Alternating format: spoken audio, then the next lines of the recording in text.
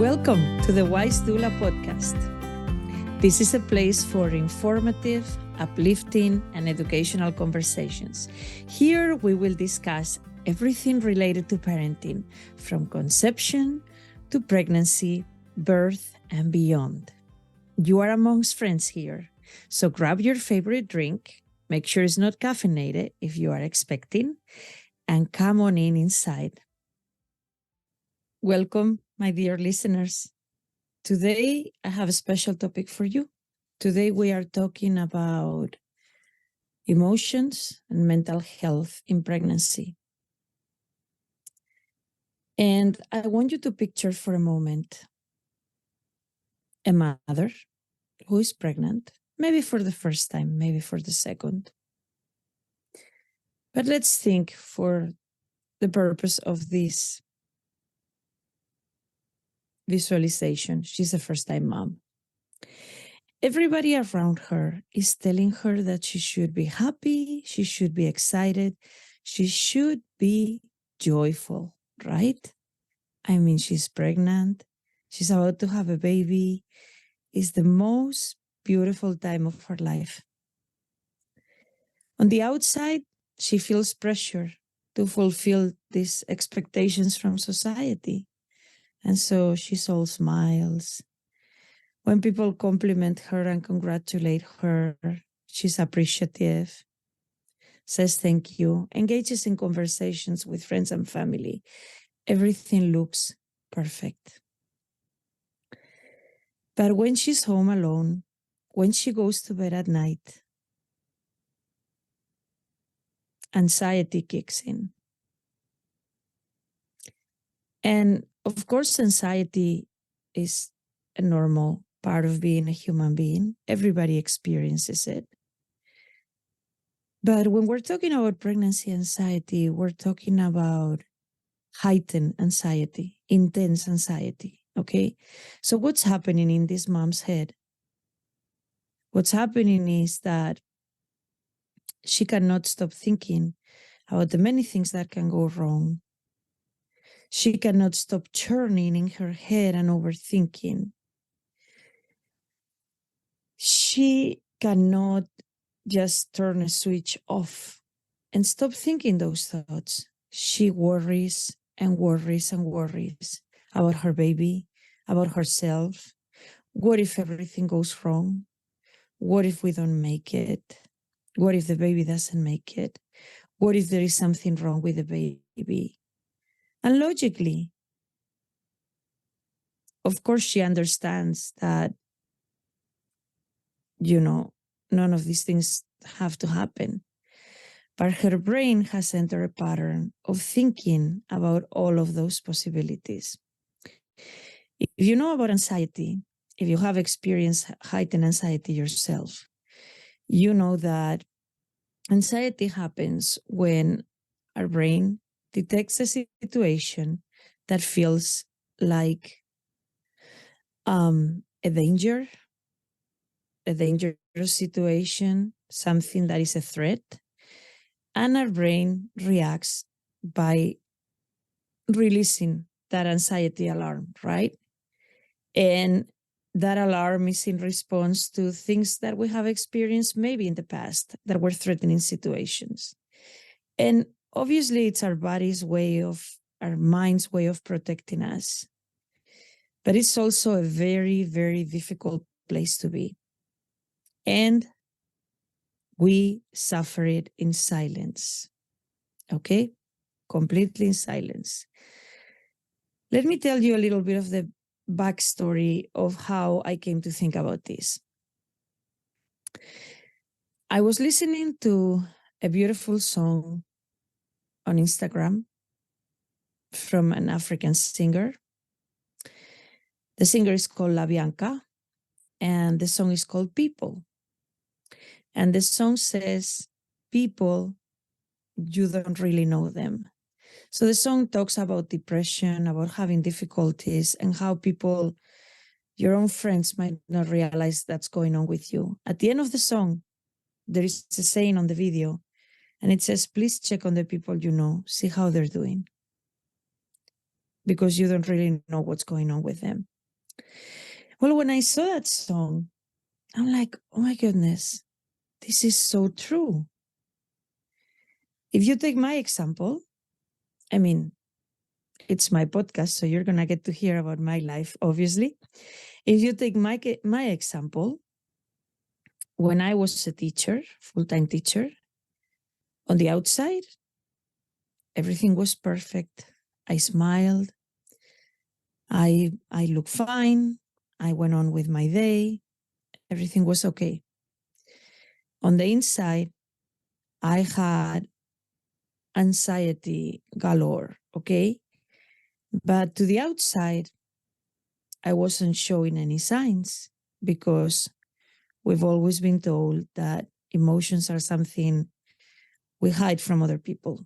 Nowadays it's different because we have more awareness of mental health. But growing up, I can tell you, growing up in the 70s and the 80s, that's what was taught to us. Emotions are not something you show to other people. You put them aside and, keep them at bay, express them at home. That's it. So if you looked at me when I was a teacher, I looked fine on the outside, but I wasn't really fine, especially my final years of teaching. If you looked at me when I was pregnant, I was, yeah, I might have looked okay on the outside, but there was a raging river going on inside, okay? It's a lot. It's a lot. And, I really reflect on it now.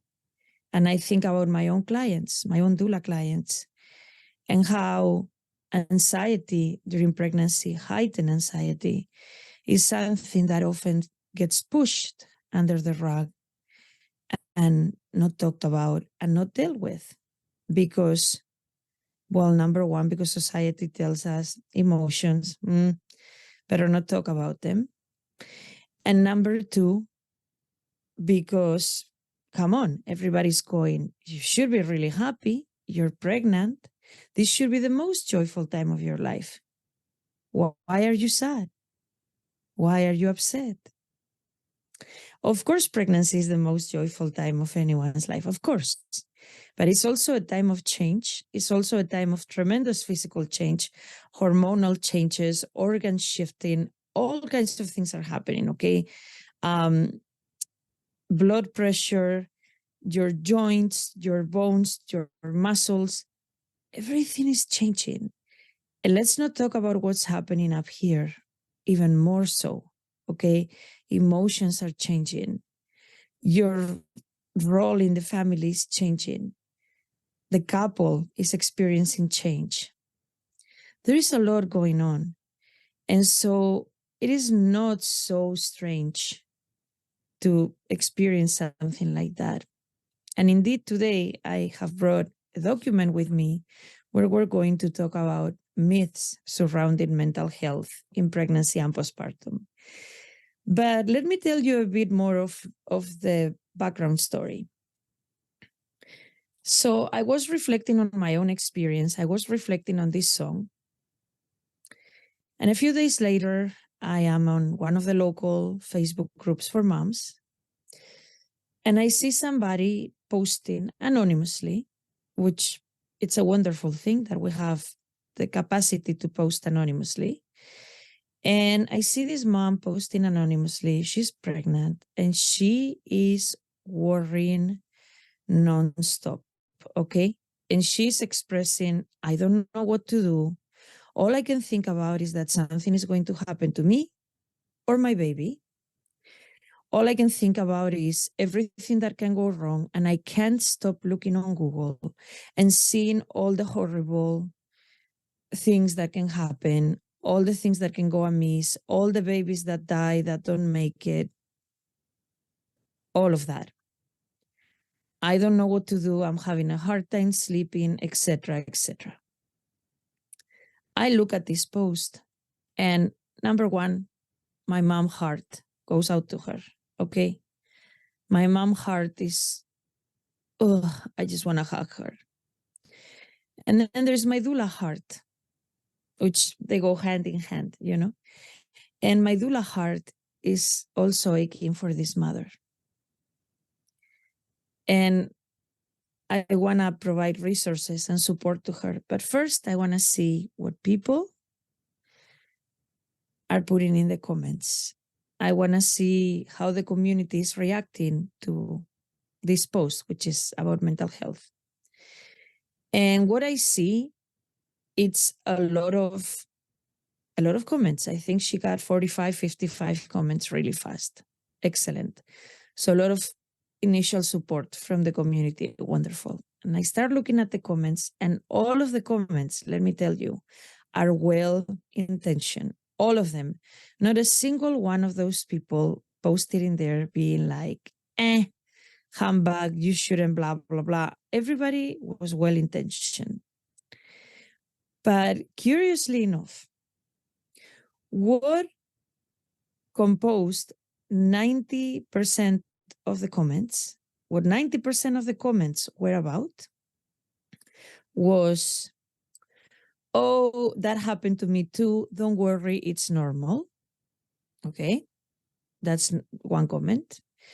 Second comment, oh, you know what? Yeah, sometimes that happens. Just don't look at Google. Okay, that's another comment.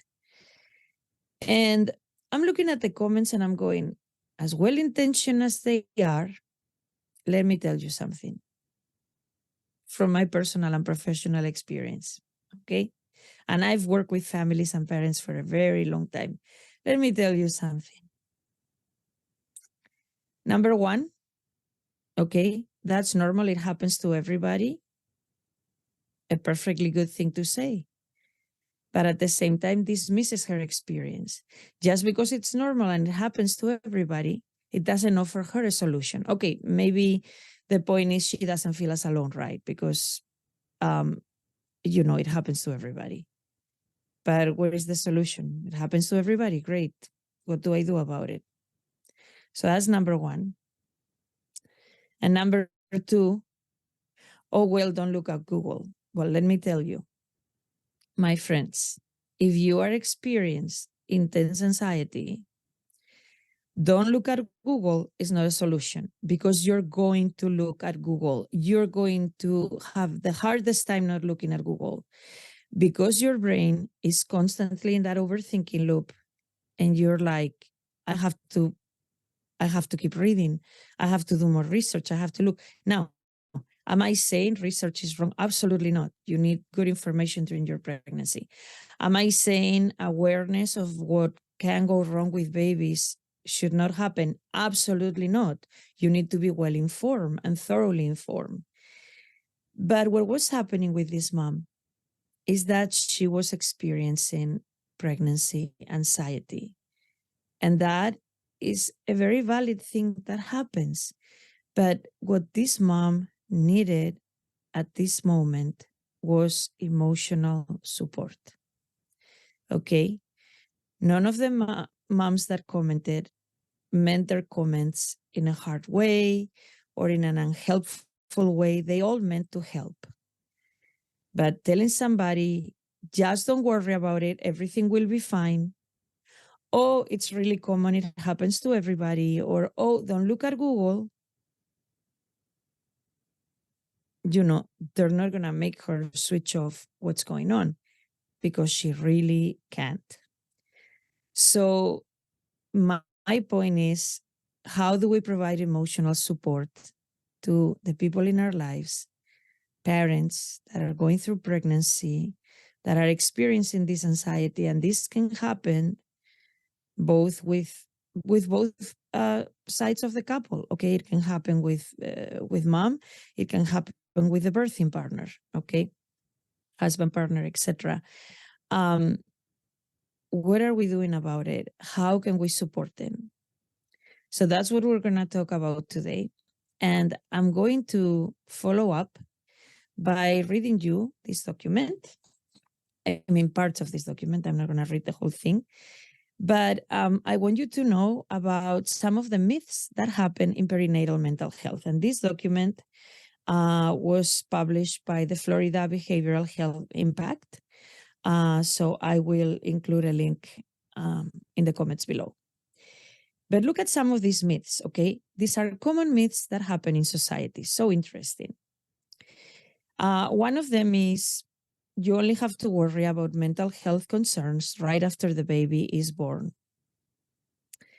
That's a myth because, in fact, studies show us that 14% of women suffer from undiagnosed and untreated mood and anxiety disorders during pregnancy, often due to hormonal changes and sleep deprivation. That's pretty big, isn't it? I mean, when society is looking at pregnancy going, la di da, everything is wonderful. And I'm generalizing, of course. But we're hearing that 14% of women suffer from undiagnosed mood and anxiety disorders during pregnancy. Yes, perinatal mental health issues do not wait until after the baby is born. They not only happen in postpartum, they happen in pregnancy too. So what can we do for women that are experiencing that pregnancy anxiety? I'm going to get to that in a minute. Another myth, having perinatal mood and anxiety disorders means that a woman is a bad mother. 11.6% of women see a perinatal mood and anxiety disorder as a representation of a deficient mother. A mother is not weak or a bad mother because she suffers from mood and anxiety disorders. Becoming a mother comes with many changes, physiological and psychological included. And if you already struggle with depression and anxiety, you might have a higher likelihood of experiencing mood and anxiety disorders in the perinatal period. Another myth, postpartum depression will go away on its own. Postpartum depression does not go away on its own. It responds well to psychotherapy and can be easily treated by a mental health professional. And we can apply that to pregnancy anxiety as well. It needs support, it needs care. It's not something to be left to its own devices. So how is that for some myths? I wonder if you had any aha moments, any surprises when I read those. Like I said, I'll include those in the show notes. But going back to our mom that was posting in this group, what do you think she needed? I'm going to let you think for a couple of minutes. The responses in that group were okay. I mean, all of them had a certain amount of logic. But what do you think she truly, truly needed? What was her cry for help when she posted? Was she really asking for people to tell her, maybe in a way, it's normal, it happened to me too? Yeah, because it feels good not to be alone, right? It feels good to know that we are not broken, that it's just something that happens. So that feels really good. Was she looking for people to tell her, just don't look at Google? Was she looking for people to tell her, don't worry about it, everything will be fine? She hopes everything will be fine, but her brain is telling her otherwise. Her anxiety is telling her otherwise. So what was she looking for when she posted? I'll let you think for a minute.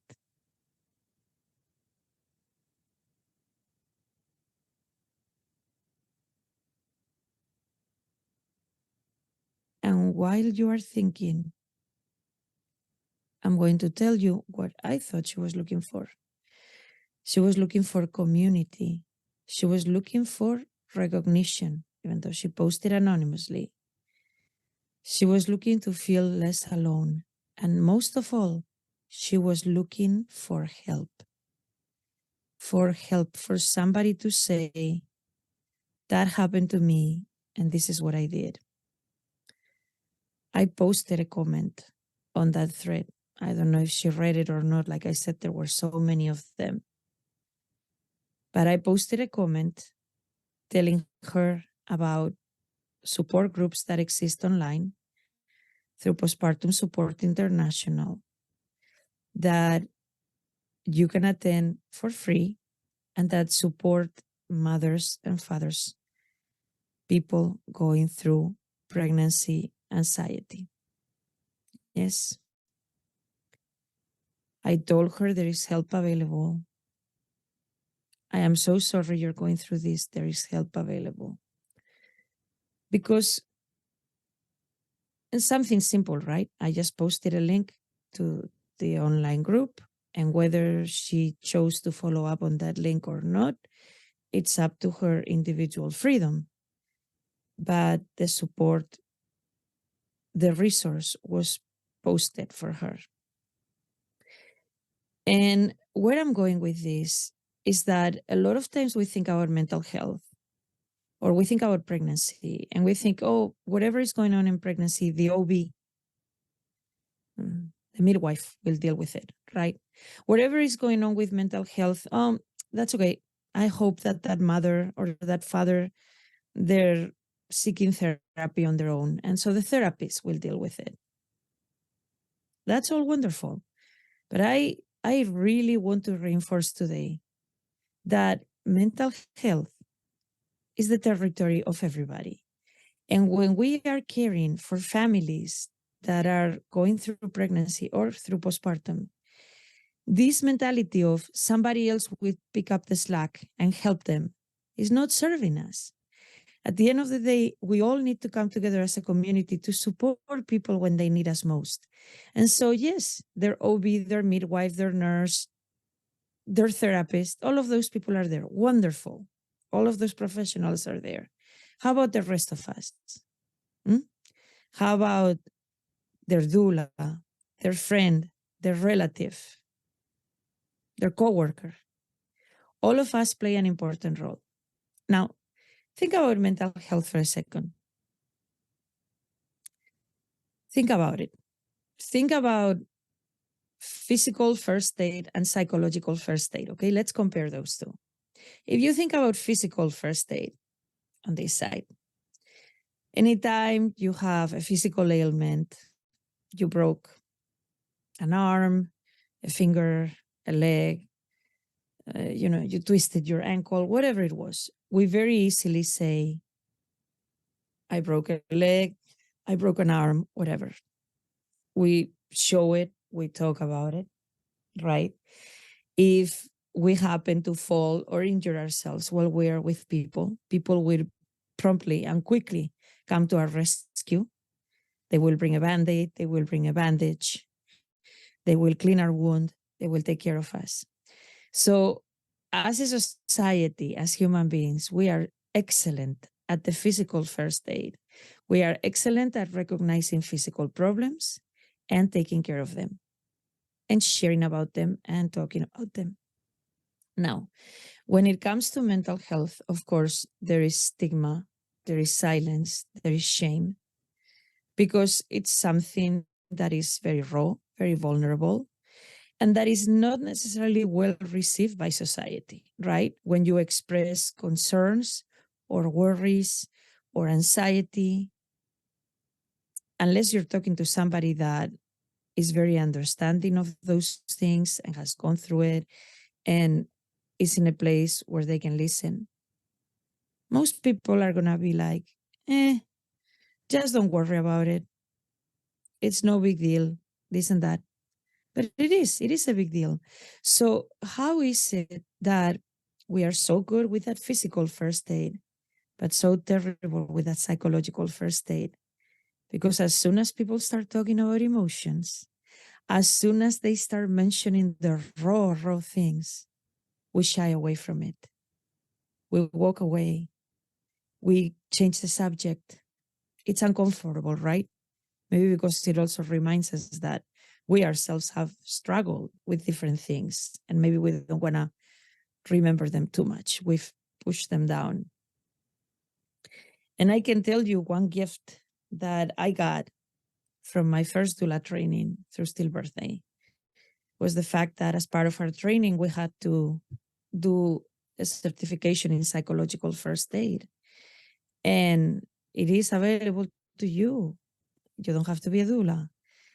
And it is so enriching to gain a better understanding of how can we support others that are going through hardship. Yes, ideally, everybody that is experiencing mental health issues, situations, ideally, everybody needs to seek the help of a licensed professional. And that's what we want, absolutely. But we also need to create those networks of support in society for people. Yeah. So remember, we might think somebody else is going to pick up the slack. I don't need to. No, you do need to. We all need to. Remember that we live in a time of such level of information, such level of resources. But just because you know all those resources doesn't mean that other people know them.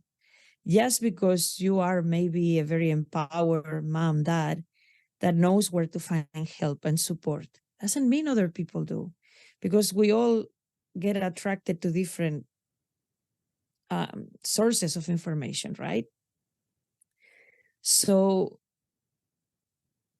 do the research, find out what's available in your community, find out what's available, and then really check in on your friends and relatives that are pregnant. Don't assume that because they're pregnant, everything is hunky-dory and everything is beautiful. They must be the happiest there is to be. They might be, but there might be something else going on. And also take into consideration that there are families that experience pregnancy with a lot of health issues along the way, which create additional stress for them. So there are many different pregnancies. And like we said earlier in the episode, it's a time of change. It's a time of, structures changing, hormones, flowing, and everything changing at the physiological level, and everything's changing at the psychological level. I am super grateful that mom groups exist on social media. I am. I myself have used them as support during my grieving and my bereavement. And to this day, I still go to that group whenever I need to. And so groups are a wonderful thing. Mom groups, they tell us we're not alone. They tell us we are not broken. They tell us what we are experiencing is normal and other people experience it too. But we need to go that extra mile. And in the myriad of comments that are going to say, very well-intentioned, that are going to say, bah, that's normal. Nah, that happened to me too. Nah, just don't look at Google. Don't worry about it. Everything is going to be okay. Let's also put those voices in there that say, I am so sorry you're going through this. I hear this is a difficult time. You know what? Here is this 1, 2, 3 resources that are available to you to take care of yourself. Because while you're pregnant, you're not just doing the hard work of growing a baby. You're also growing a mother, and you're also growing a new sense of family. So you know what? It's not only about the well-being of the baby, it's also about your well-being too. And when we're experiencing that heightened anxiety and we're not taking care of it, it's making for a very difficult pregnancy experience. And again, we go back to the silence. We go back to, I don't want to say anything because people are going to think I'm weird. People are going to think I don't love my baby. People are going to think I'm strange because I should be happy about being pregnant. There is so much shame that goes with it, when in reality, what we need is we need understanding, we need compassion, and we need support. I invite you today to think about ways you can support the pregnant mothers in your life, okay? And fathers and partners, because it doesn't only affect mothers. How can you support them? It's as simple as asking how they are doing. It's as simple as saying, if there is anything you need, I am here for you. If things are a little bit rough, if you're struggling a little bit, I am here for you. Yes, I'm not, a licensed mental health counselor. I am a peer, and I'm here for you. Let's work together and let's find the resources that are going to help you get relief and feel better. And if you are a mother, a father out there struggling with this right now, with a mood and anxiety disorder, and you're expecting, please know that resources are available to you. I'm going to include the Postpartum Support International resource in the show notes as well. And I want you to feel free to reach out to me. Reach out to me on social media. Send me a private message. Ask me. I am here for you. Okay? You know what? I'll tell you. When my husband and I were going through pregnancy and our loss, the biggest thing I needed was community. The biggest thing we needed, was to not feel alone, to not feel broken, to not feel different, and to feel that people understood. So I want to bring that to the table for everybody else, for everybody listening, for everybody that you are going to touch in your life. Like I said, co-workers, friends, relatives. I want people to know they're not alone. And I want you to know that you don't need to be a licensed mental health professional to provide that psychological first aid of saying, how are you doing? How can I support you today? How can I help you get the resources and the support you need? And let me sit with you and provide that first aid for now and help you. There is a motto that Postpartum Support International it's their mission, always puts at the end of all their communications. You are not alone, and with help, you will get better. So I want you to remember that and think of ways that you can support the pregnant people in your life. Hey, you have listened to the Wise Doula podcast today. Thank you so much for joining us. Remember, everything we discussed today was meant for entertainment and educational purposes only. It does not substitute the advice of your medical provider. Would you do us a favor? Follow me on Instagram at LovingBellyDoula. Also, let me know what other topics you would like to see me discuss in this podcast. And please subscribe to the podcast on your favorite platforms. Thank you so much. I will see you next week.